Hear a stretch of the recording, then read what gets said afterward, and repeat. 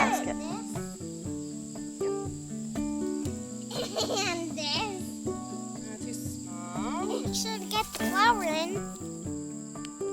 Hello friend, welcome back. It is peak garden season. It's that time of year where there's something to be harvested and preserved just about every day. So I'm casually participating in the Every Bit Counts challenge. If you're not familiar, it's a challenge that involves preserving something every day in August. I say I'm casually participating because I'm aiming to preserve something 5 or 6 days a week. For me, that's the sweet spot where I can stay motivated but don't get completely stressed or overwhelmed. So today, the garden's full of tomatoes and peppers. I've been waiting for a salsa day.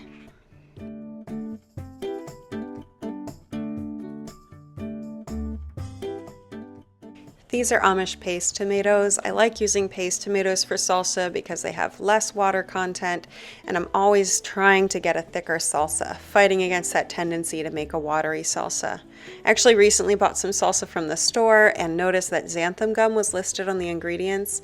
Made me feel a little bit better about the fact that mine's been turning out watery because I'm not adding a thickener, but all the same, I like to stick with these paste tomatoes and do everything I can to avoid a watery salsa.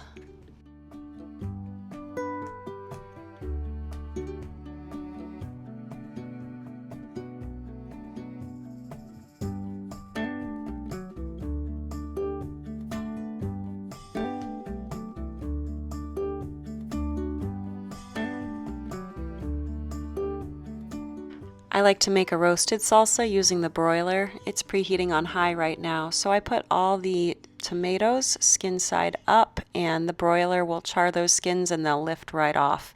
And then for the rest of the ingredients, the onions and peppers, they'll get a nice char from the broiler that will give a good flavor to the salsa. I'm adding poblano peppers here. I always start with 8 pounds of tomatoes and 2 onions. Those onions are from the garden as well. The peppers I kind of improvise based on how hot we want things. So this is my first time using poblanos in the recipe. I've used Anaheims in the past.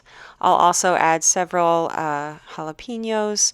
John's perennial request, my husband John's request, is that the salsa be hotter. This is going to be probably a medium heat batch, the kind that's just right for me. I'll make some more batches once our habaneros start to ripen. That'll be just right for him. Those are hotter, right? Yeah. So then there won't be any more germs. Oh, look, I did it again. The last thing I'm going to add to the pan is some garlic. I'm going to add 1.5 heads of garlic. I really like a garlicky salsa.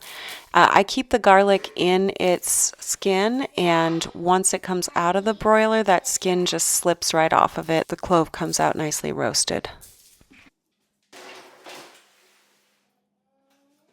I put my oven rack in the highest position because I want these right under that broiler. So they'll go in for 8 to 10 minutes. I want to see the skins on top looking pretty charred. This little finger on my right. 1, 2, 3, 4, 5. Once I caught a fish alive. 6, 7, 8, 9, 10. And then I lay. Once I caught a fish alive. 6, 7. The tomatoes should have some time to cool off before lifting the skins off of them, but I always get impatient and go in while they're too hot. I love seeing these charred peppers. I just know we're going to enjoy their flavor. You can see here the tomatoes released a lot of water. I'm going to drain that so that my salsa is not watery. That's the sort of thing I used to keep in because I worried that draining it would get rid of flavor, but it doesn't. This is really mostly water, and I drain it when I make spaghetti sauce and tomato paste and things like that too.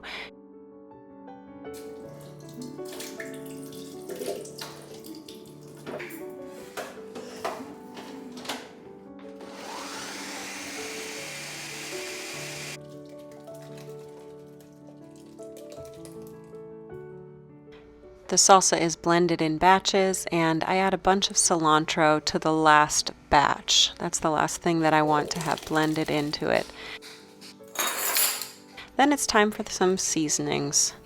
I'm going to add 2 tablespoons of salt, 2 teaspoons of cumin, and the juice of a lime.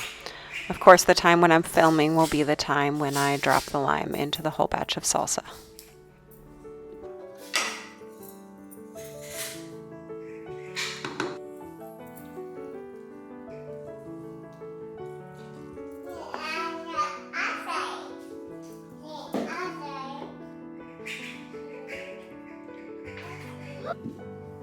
Mama, you can't open the fridge now.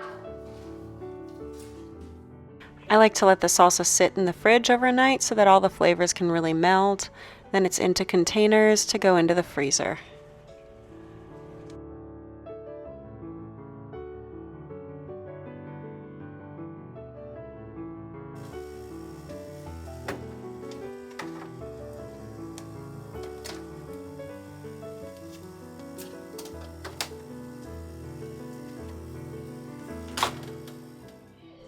Moving ahead to Tuesday, it's pesto day. I try to freeze about 10 containers of pesto. That'll be enough to last us for the year. We're doing a double batch today, so this is everything we need. 4 cups basil. I used basil as a trap crop this year, and it looks like it worked. Pine nuts, of course you can also substitute other nuts. Lemon juice, garlic from the garden. This stuff needs to be used ASAP. Salt, pepper, olive oil, and parm. Okay, 1 cup pine nuts going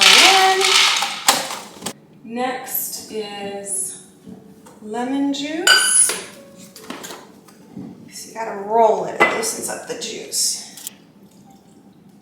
Nice. Okay, garlic. I had a hard time incorporating both kiddos into this project while also videoing it. It is moments like this where I see why so many YouTubers video themselves cooking from a kitchen island where you can just face everyone. Maybe I'll have John build me a little island on wheels so I can cook and face the camera. Anyhow, hopefully you get the idea here. It starts with pine nuts, garlic, lemon juice, salt, and pepper, and those get blended together. If you don't have pine nuts, walnuts are a great substitute and they're much more affordable. I've also made this with pecans. It changes the flavor, but I liked it still. So there's lots of opportunities to switch things up with pesto.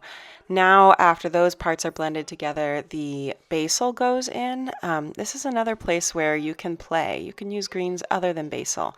And I'm actually going to do a second batch in just a moment where I experiment with some different greens. Once the greens are blended, the olive oil is drizzled slowly in. That's a perfect task for a Pyrex cup at the top of the food processor. This can also be done in a blender depending on how powerful your blender is. Then the final step is adding in the Parmesan cheese and just pulsing a little bit to combine. Some of you have shared with me that you leave the Parmesan out when you're making pesto to freeze and you add it back in right before serving. That makes a lot of sense because dairy does not freeze well. Right now at this stage of life, I need convenience.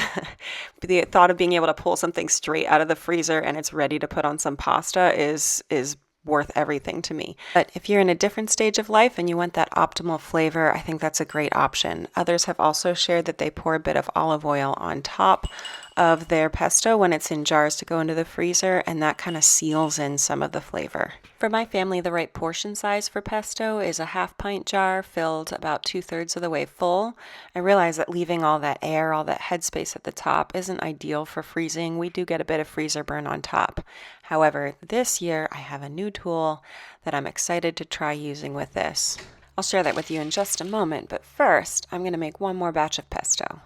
I did everything exactly the same except when it came time to add in the greens. I wanted to try an experiment. I harvested several carrots yesterday, and I've heard people say that carrot top pesto is delicious. I'll be honest, I'm skeptical, but I have carrot tops, so I might as well give it a try. I'm going to do 1/2 basil and 1/2 carrot tops for my greens.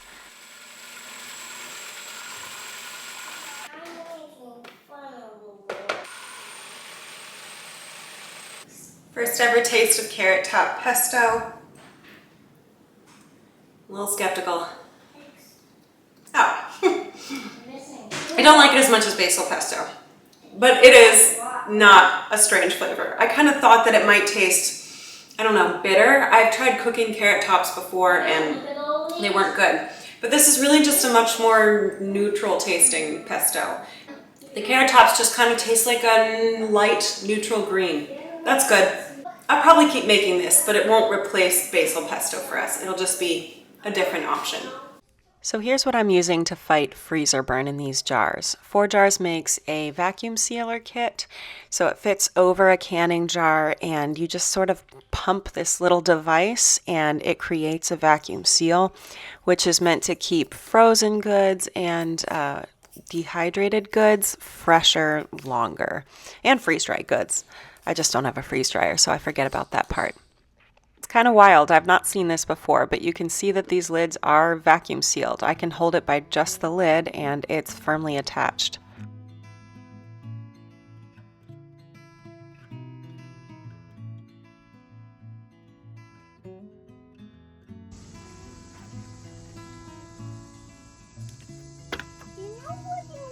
Wednesday was one of those days where I just wanted an easy win, so we're drying mint today. I have 2 kinds of mint in my garden, apple mint and mojito mint.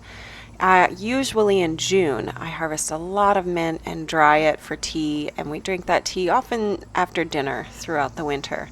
But it just didn't happen this year, so I almost let it pass me by. Some of the mint's flowering now. It's not at its peak, but I know I would miss that mint tea in the winter if I didn't harvest any, so I'm taking care of that today.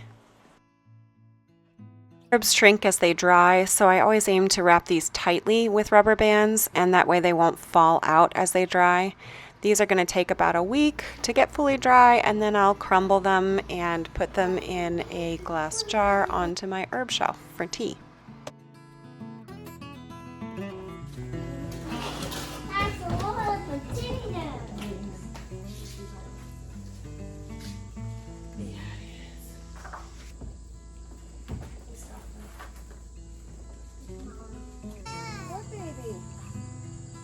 I brought you along for our potato harvest a couple weeks ago. These have been curing in the garage ever since, and most of them we will just store in bins and use them whenever I need them for cooking.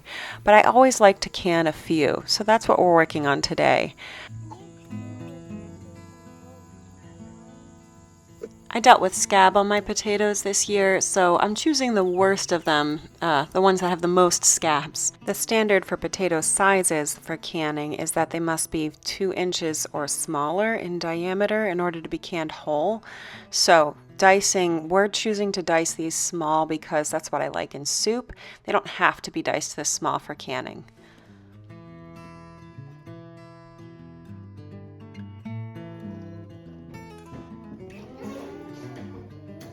All the potatoes then go into boiling water to cook for 2 minutes. I'm following the National Center for Home Food Preservation here. In the all-new Ball Book of Canning and Preserving, there are a few recipes that call for raw pack potatoes, so I might try that the next time. It would be convenient to skip this step. Baby, you know what comes after 78. Yes. After draining off my cooking liquid, I'm filling my warm jars to 1 inch of headspace. Next, I'm adding a teaspoon of salt to each quart. This is optional, but like I said last week when I was canning corn, I like the way adding salt before canning allows the salt to penetrate starchy foods, so I'll always choose to add salt. Of course, you can add it later when you're cooking as well. Finally, the jars are filled with hot water to 1 inch of headspace. It's important that this be fresh hot water, not the hot water that they were cooked in, because that water is full of starch.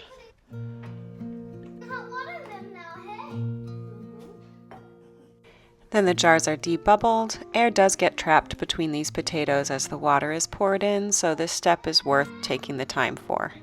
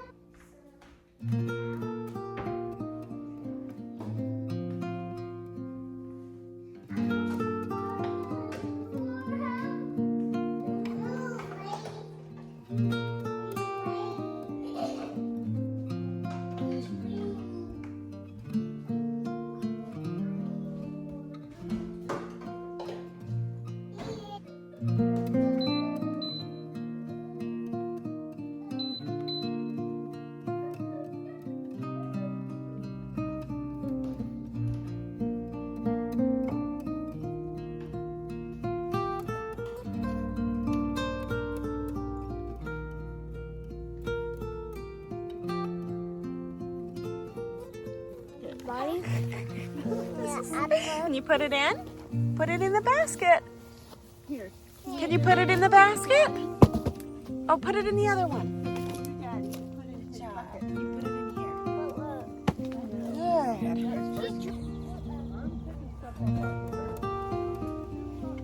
We have made it to the weekend. This was an extra full week, and it's good to be here picking peaches with my parents and my little family.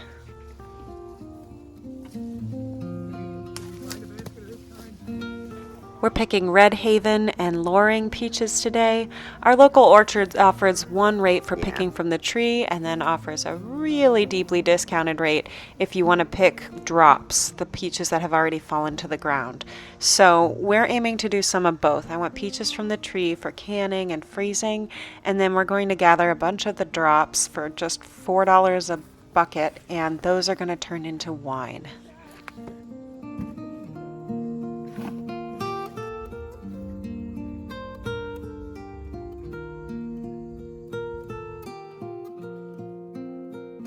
I had intended to can peaches when we came home, but the peaches that we picked from the trees need a few days to become ripe enough to can.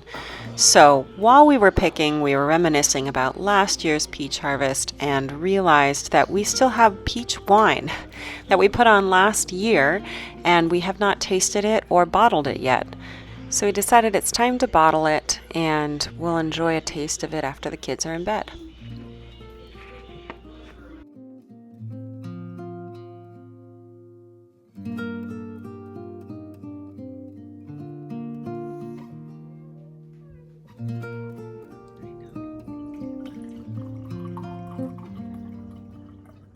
This was the perfect end to a full week. I hope you've got a good week ahead of you. Cheers.